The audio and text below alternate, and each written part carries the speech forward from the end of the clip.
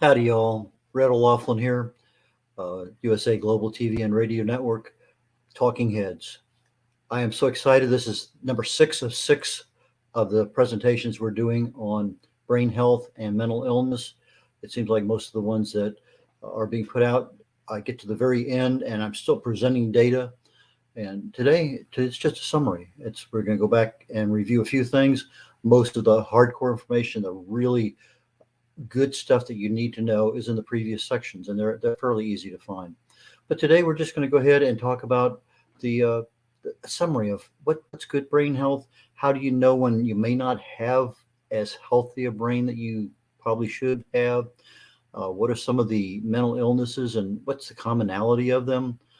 And so we're going to go a little bit into detail about that and try to have a little fun, even though mental illness is not a fun topic. But learning, I think, is a good topic, and that's something that I really and truly enjoy doing. So let me go ahead and get my first slide up here and make an adjustment. I'm a researcher. I fell in love with chemistry way back when in high school. I got a degree in it. Never got a chance to practice it because I got an invitation to Vietnam. Decades roll by. My wife has breast cancer. All of a sudden, I'm back in looking at cellular solutions to problems that exist.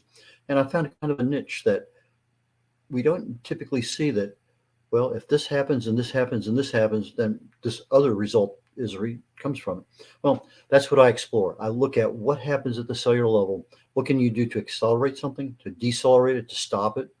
And in some cases, it really makes sense. In other cases, it's very convoluted, and there might be a problem that has 8 different pathways, 8 different train tracks going in that same direction.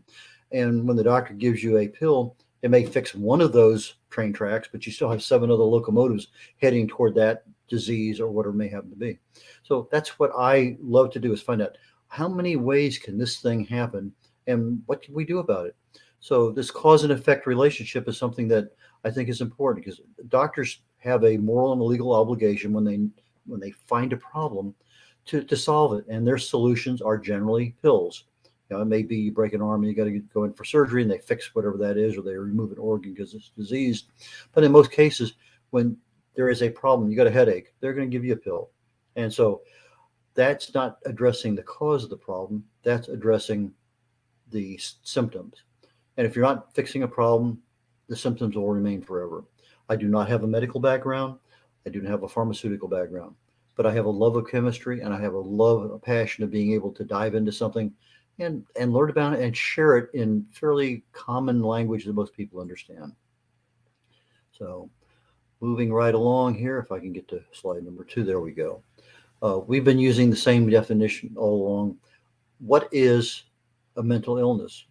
Mental illnesses are health conditions that involve changes in our emotional, our thinking, our behavioral patterns. Sometimes these things are associated with distress or other problems functioning. We can't function in our social world, our work environment, with family activities. And sometimes these mental illnesses come from genetics, they come from our family. Sometimes it might be an injury, traumatic brain injury, post-traumatic stress syndrome, or just an injury, a car injury, and we get things shaking about here, there, and yonder, and all of a sudden things just aren't operating the way they should. So if we keep the same basic definition, then let's go into what is brain health. It's not just the absence of disease. It's more of being fully functional, capable across all our sensory, our eyes, ears, smell, toes, taste, everything, our cognitive abilities, our social and emotional behavior. Are we operating properly in the environment? And our motor skills. Can we balance ourselves? Can we run? Can we, touch our fingers, and whatever those motor skills require, typing, etc. So if everything is working right, you have good brain health. So let's dive into that topic a little bit. And what are some of the things that tell us that we have a good healthy brain? Well, one of the first ones is if we have a let it go attitude. We ignore what's unimportant. Sometimes something happens and we hang on to that bad memory, unpleasant experience, somebody slighted us, And why? You know, if it's something that is really and truly critical for our life, yeah, maybe we need to know a little bit more. But do we need to hang on to something that's so negative that it really shows in a change of our personality or a change of our mood? So uh, I took a 500-mile walk across Spain about 6, 7 years ago, and I started out day one. I said, "This is my let it go tour. Anything that happens, I am going to just let it go." And I must have said let it go about 1,500 times that first day because things really went awry in a hurry. But regardless, sometimes you just have to say out loud, let it go, and just let it go. One of the things I talked about this morning at a presentation I was doing at a networking luncheon was that you can smile to reduce stress. You can do this, but sometimes you have this person, maybe a relationship, a boss, a coworker, just somebody you meet periodically, and you just see them coming and you want to turn around and walk the other way. Sometimes you can't get rid of that stress. But if you take and write their name, take your finger and just write their name on the palm of your hand, look at it, recognize that person, see that person, and then just take and just throw that your hand up into the air and magically let that name fly off the skin of your hand and just float into space and just go evaporate into the ether. You'd be amazed at one little thing of being able to allow you to disassociate. You can let go of a lot of things. Another good aspect of mental health, good mental health, is good quality sleep. If you lay down at night and you're not asleep in a relatively short period of time, there's something causing it. It might be you ate too late, had too much to drink, but if the thoughts in your brain is going over and over again on the same thing, something happened at work, something happened at home, something, whatever it is, that same thought occurs and occurs and occurs and chances are that's a stressor. It's a clue. Something's causing your sleep not to be good. There are ways around that. Emotional freedom techniques is one that I prefer to use. Emotional freedom techniques, just go to Google or YouTube, probably is a better one because you can actually watch somebody go through the tapping of various parts of their body and the mantra you use. But sometimes taking a sleep aid is not the best thing to go to sleep because it doesn't give you the quality of sleep you want. But sleep is the time your body just regenerates, rejuvenates. It fixes everything. It's the repair function. And if you're not getting a good quality sleep, you're interrupting that. Emotional control, sort of like letting things go. But sometimes things happen and we just burst off the handle. Um, my father was one who just, almost like an inverse switch. If something happened, boom, it wasn't even a half a second and he would blow up. Well, at that point in time in my life as a preteen and a teenager, I didn't want to have that same uh, experience. So things happen and I kind of take them for a brief analysis before I react to them. Now, sometimes you kind of see things coming and, okay, tell me what's going on. But emotional control is being able not to allow that situation to control your actions. And so if you have control of your emotions, you're generally pretty good brain health because that's part of what the brain does. Sometimes we have a strong ability to focus on things. And when we look at each one of these, if I don't have good quality sleep, it's probably my brain health is not as good as it should be if I don't have emotional control. So each one of these good brain checklist items are just as important for the unhealthy brain. So if you're not getting the good quality sleep, okay, that's maybe a check mark for, okay, maybe I'm not having as good a brain health as I can have. So I look at the thing here now as a strong ability to focus. And this is not just being able to focus on something. Let's say I'm doing a crossword puzzle, or I'm doing Sudoku, or I'm reading, or whatever I am doing, and for some extended period of time. Now, some of us can focus for 5 or 10 seconds, for a minute, 2 minutes, but sometimes we need to be able to study something for a while or to do something for a while. And if we don't have that ability to just focus in on what we're doing and keep our focus there, then that's probably a symptom. Again, any single one of these things, not a problem. If you happen to have a bunch of them, maybe now we have something we want to talk about. We'll cover that a little bit here. But if you can't focus for extended period of times well, then maybe there might be a minor issue. If ironically, our brain is the one that tells every part of our body what to do, how to run, how to stand up, how to sit down, everything. So if we don't have strong balance, there's something not connecting well in the brain and in all the muscles in the body in order to have us absolutely stand perfectly still or get up on our whatever it may happen to be. But balance is a major portion of being able to assess, do we have a healthy brain? Obviously, a strong memory.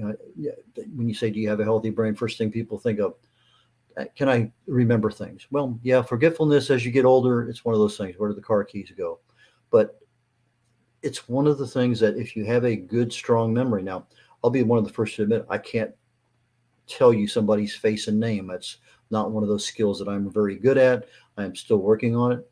But generally speaking, if I see something, I read it, I can tell you, oh, it's a third of the way down the page, probably about page 57.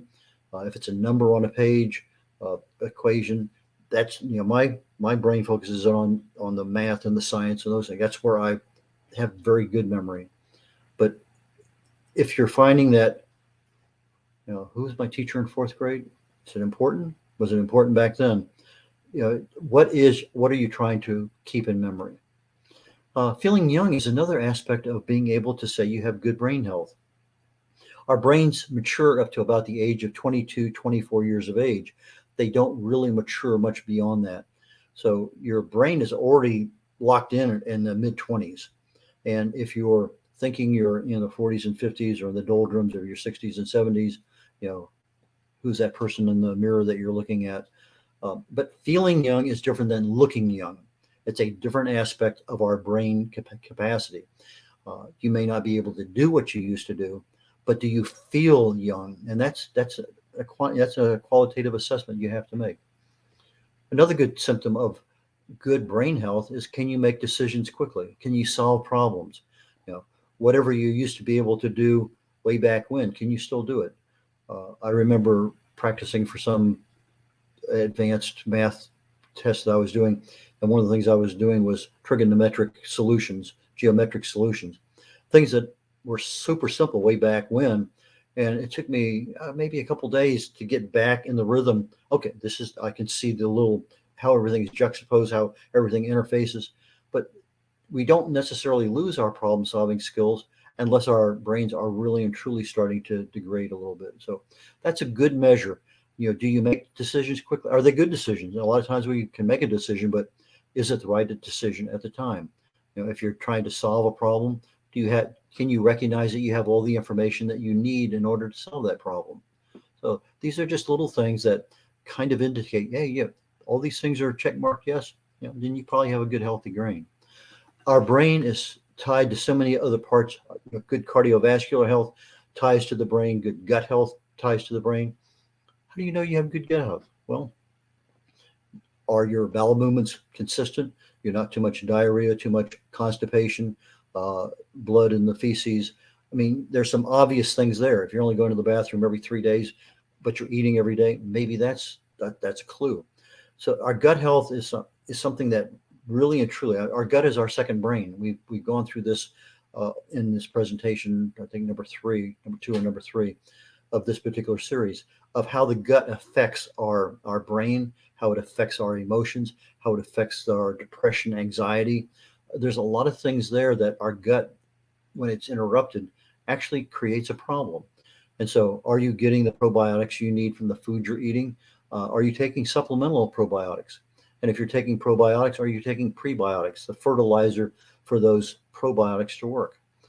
If your doctor says, I need to put you on this antibiotic for a while, first question that I ask is, okay, when can I take probiotics? If I'm taking this every 12 hours, every 6 hours in between, can I take a probiotic to get some of that good gut flora back into my system? And so you don't want something that's killing everything that's in your gut, because it can take a long time to get that back into a norm. Ironically, one of the things that is a good indication of good brain health, just like balance, is being able to have a strong grip. Now, I've been accused of having too strong a grip. Sometimes I learned that, okay, you put your hand out there, you want a firm grip, but it's not necessarily a strong grip. So there's a little difference between firm and strong. But if you have a good strong grip, again, your brain is communicating to your hand what your doing and also getting the feedback from the other person. Is it too strong? Are you hurting somebody else? Those are things that you need to be able, but having a good, strong grip is an indicator of a good, healthy brain.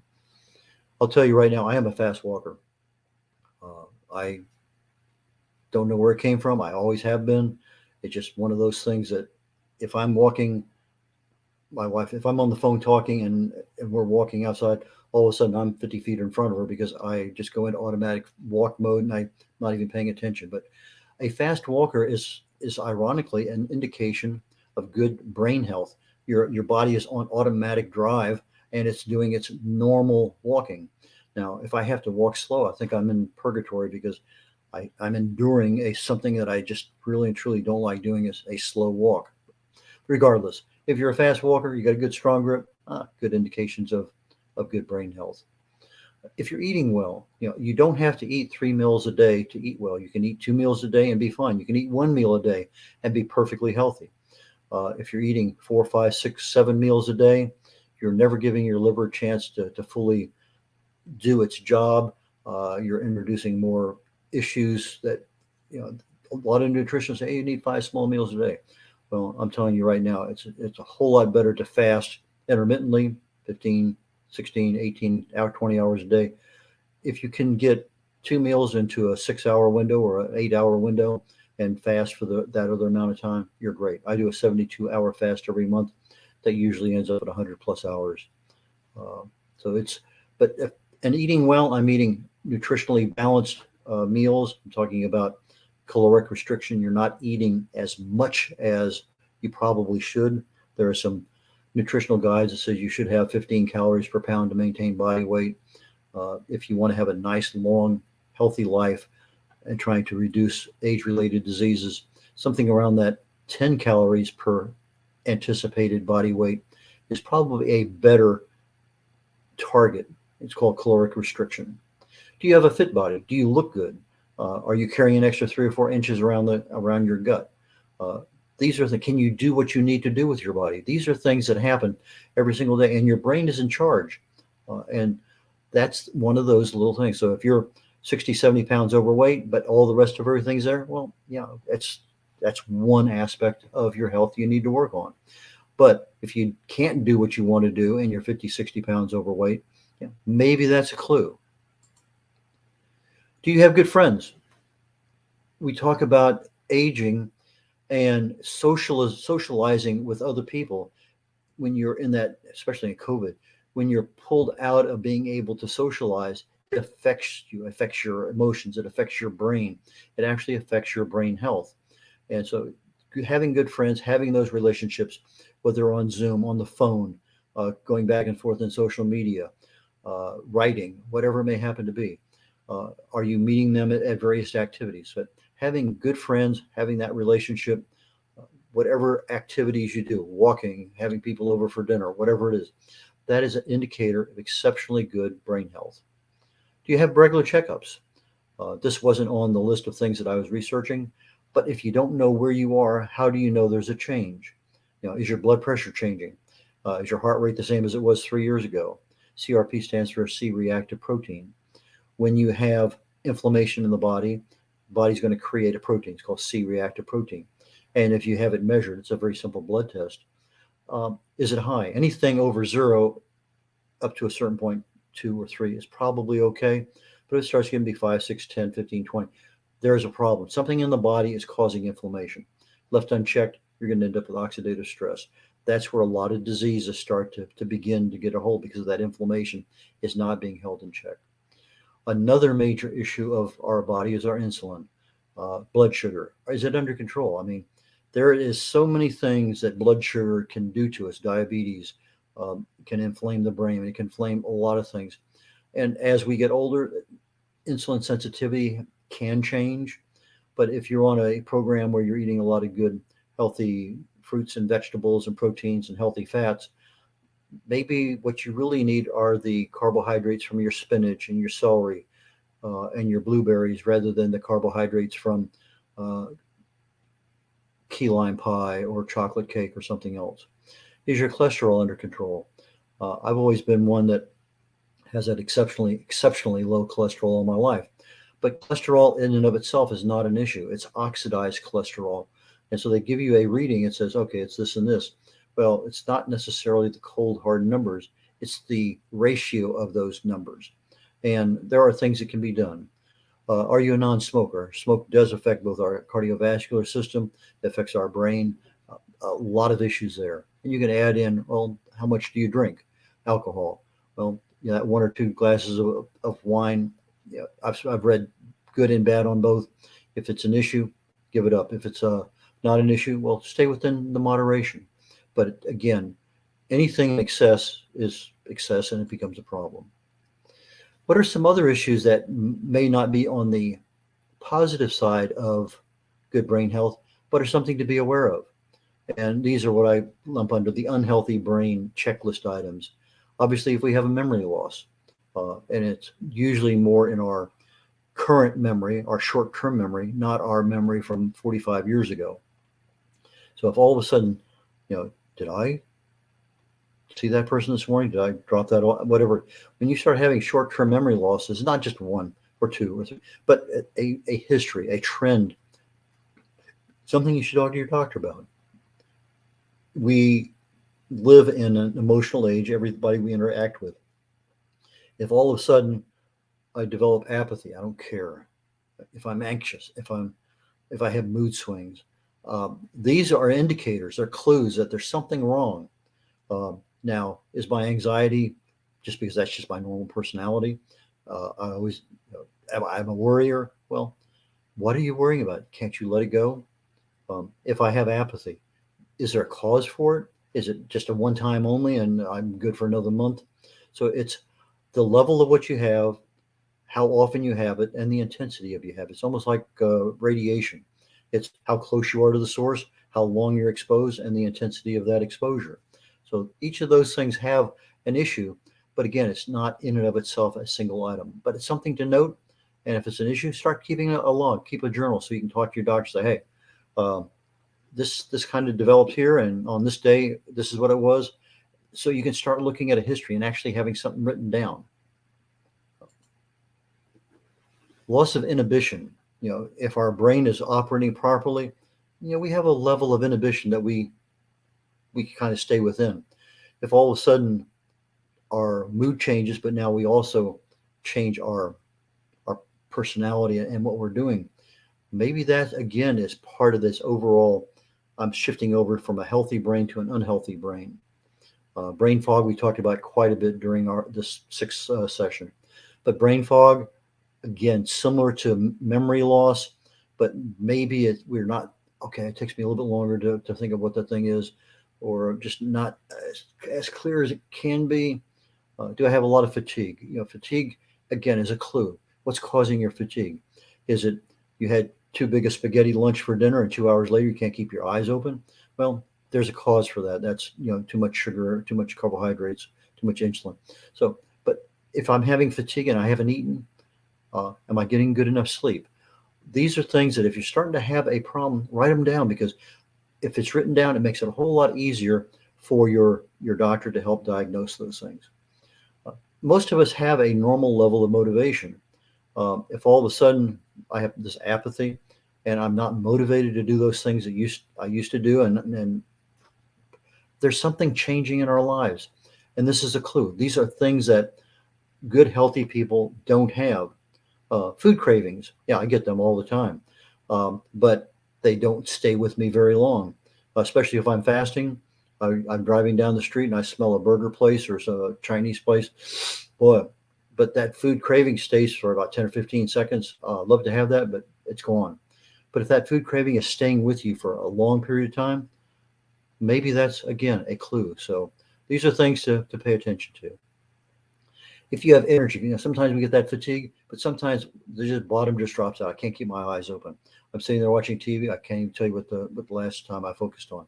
If you have an energy crash, there's something going on in your body that needs attention.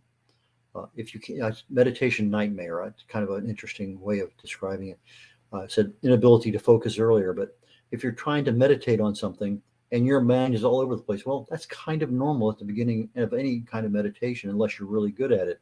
But if you're all over the board and you have inability to keep that focus on whatever your meditation is, and you're really up and down, again, make a note. It's maybe a problem.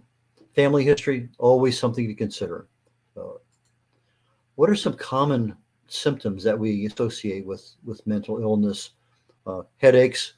Uh, Now, the headaches may be a preliminary clue. My brother had headaches for years and years and years, and he was using over-the-counter medicines. Never ever went to see a doctor about it. And after at least a couple decades of just having these blinding headaches, he had a stroke. Literally dead before he hit the ground. Um, he would not go see a doctor. If you're having headaches and it's more than a couple weeks in a row and it's every day and there's something there, you really need to go see somebody. If you're having numbness, your extremities or your part of your body, like something's happening, go see someone. If you're having nausea or vomiting and there's not an obvious cause, uh, there's some foods I don't like. If I end up accidentally eating something because I'm not paying attention or it's hidden in something else. And my wife is allergic to pork. She eats pork. It doesn't take very long, and it's all over the wherever she's at because her body ejects it immediately. But those are things that if you know what it is, okay, I expected that to happen. But if you're having these kind of problems and it's not caused by another illness, it's just there, again, something for you to really pay attention to. Um, is there a change in personality? Sometimes we never know we have a change in personality. And somebody asks us, what's going on? You're not the same.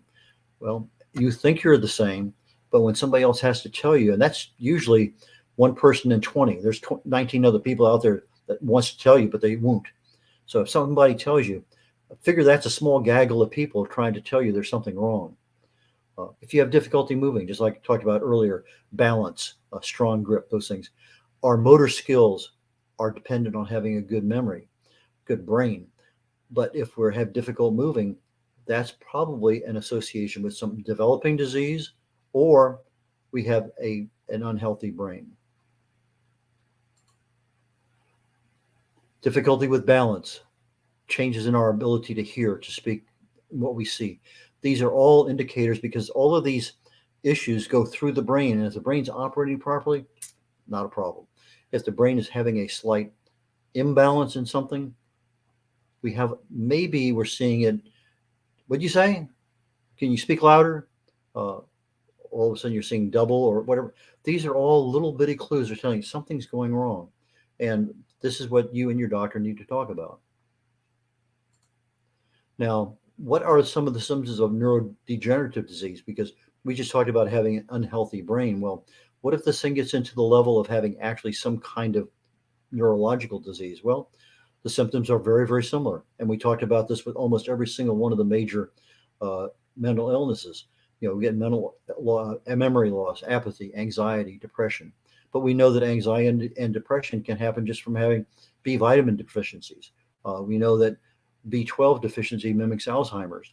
So there's a lot of things there. But again, we need to be paying attention as to what these are, write them down so that when we're talking to somebody who has that experience to help decipher everything, well, what are you eating? And a lot of times they'll make decisions not on what you have, but on unknown things. So if they're not getting into your diet and your exercise program and everything else, maybe you need to add that to the list. What are the typical mental illnesses? We talked about all of these things at length earlier, but dementia, Alzheimer's, Parkinson's. Didn't go into epilepsy too much, but fasting is a very good temporary solution for epilepsy. A stroke, we didn't go into that either because it's an event that happens and not necessarily a mental illness. But if you have enough of I believe it's the alpha tocotrienol, one of the 8 molecules that makes up vitamin E, it has a tendency to moderate any side effects from a stroke. Multiple sclerosis, again, autoimmune disease, depression, anxiety, ADD, ADHD, OCD, all those Ds. But these are things that we talked about, almost every single one of them in some level of detail. What are some non-prescription things we can think of? Obviously, you got to talk to your physician. Make sure that that person understands your entire lifestyle. What's going on? How much do you exercise? How much stress relief do you do? What are you eating? How good is your sleep? How much are you drinking? Those are things that really you need to share with that person. Are you having balanced nutrition? Do you have a problem with weight management? Are you doing stress management on a daily basis? Some people need to be doing it every 3 or 4 hours. Are you getting regular checkups? This may be something you can do at the house because you have the equipment there to do it. Take your blood pressure or whatever it may happen to be. Are you getting quality sleep? These are good indicators of things that work well when everything is normal. Are you getting enough exercise? Do you socialize with other people regularly? Are you getting cardiovascular checkups? If you start having a cardiovascular issue, high blood pressure, whatever it may happen to be, you need to do those follow-ups because these are very, very important. And a lot of times, okay, I'm taking a pill. Well, you really need to go back periodically and make sure that that pill is really working because the one pathway that caused that particular symptom to be treated well by a pill may be very well treated by that pill, but another pathway may be opening up that you're unaware of, and maybe you need to take 2 pills, God forbid, but those things happen. Are you managing your sugar properly? Is your gut health really and truly where it should be? These are things that we really and truly need to know about. So I can be reached at red@red.olaughlin.com. It's red like the color, RED, O'Laughlin, OLAUGHLIN. So it's red@red.olaughlin.com. My website, red.olaughlin.com, has my contact information also. I'm a speaker, I'm an author, I'm a publisher. My Joy of Ageless Health book is available on my website, also on Amazon. It's a #1 best-selling book. My Longevity Secrets for Healthy Aging talks about the 2 primary causes of aging and what you can do to accelerate or decelerate the aging process.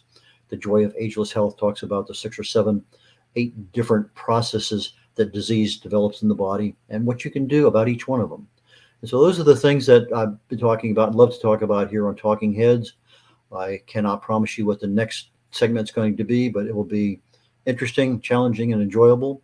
And so we're finishing up today on our brain health and mental illness, and I really feel good about it. Thank you so very much for having me. And we're on the USA Global TV and Radio Network Talking Heads channel. And thank you again, Dr. Jacqueline Kerbeck.